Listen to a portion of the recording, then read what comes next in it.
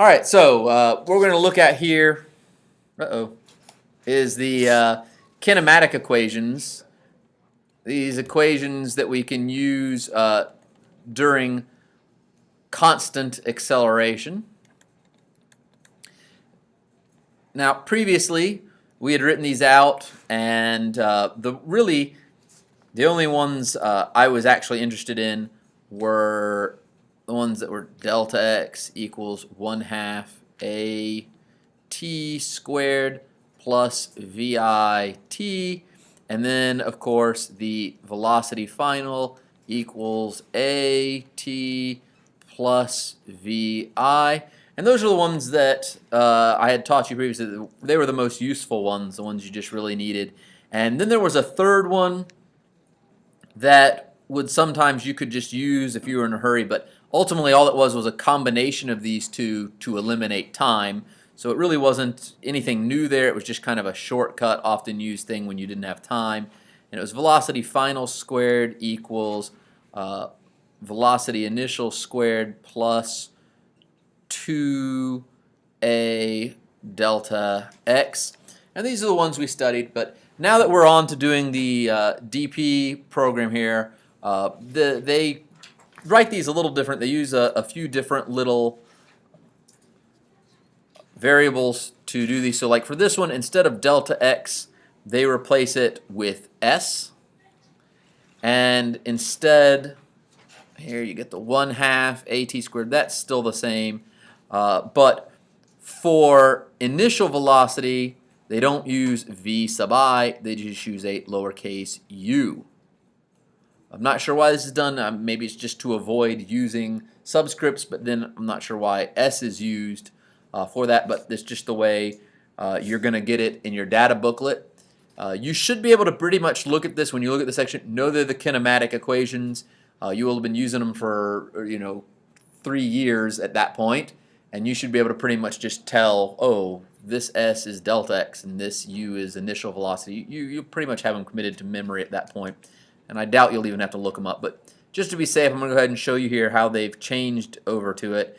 And then for the other one, instead of v final, they just do v, and then they do a t plus u, and that's that. And then, of course, there is this one, v squared equals u squared plus 2as. Okay, and so this will be the big change that you're going to see, is that they just use different variables to represent them, but they're ultimately the same thing, right? There's no reason. I mean, we could replace all of these with sunshines, bat symbols, and smiley faces, and it really wouldn't make a difference to what we ultimately solve using these equations. Now, keep in mind, when you're trying to solve these, there's basically 5 knowns and unknowns that you could possibly have. You can have an acceleration, a final velocity, an initial velocity, a time, and then I'm going to put a displacement down here as last. This one is occasionally in problems, it's split into 2, which would be a final position and an initial position, but they're not always split. Usually they're kind of clumped together because you usually start your measurement of position at 0. So the only thing that really matters is just how far away from that 0 you are. But if they do give you 2 initial positions, you get this just by doing change in x would just be final minus initial. And of course over here, the acceleration would be the same. Final velocity is just v. This becomes a lowercase u.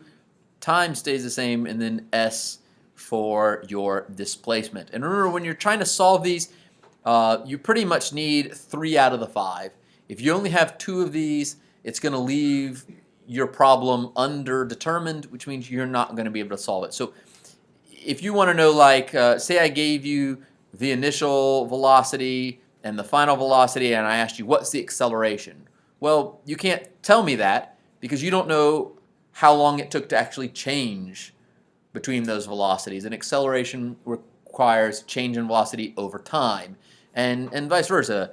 Any just 2 of these is not enough to fully fill out and solve all of the unknowns. So ultimately, you got to be given 3 of these or a way to find 3 of these, and then you can just go from there. And the major part of the physics is filling out, when you're given the problem, what is the acceleration, what is the final velocity, what is the initial velocity, and filling out the things you have, and paying very close attention to negative and positive signs. Because one of the big mistakes is for something like, say, displacement. When you do a problem where you drop a ball or something goes in the negative direction, where the displacement is negative, and they'll tell you it fell 15 meters, so you put 15 down, and it really should have been negative 15. All right, so be very careful about whether or not your velocities are positives or negatives and your displacements are positive or negatives. Just always keep that in mind about what direction is it actually going. Be very consistent with the positive and negatives. And once you fill out what each of these equals, the ones you know and you don't know, the 3 you know and the 2 you're either trying to find or the 1 you're trying to find, from that point on, it's purely an exercise in math and some algebra. Okay, that's all.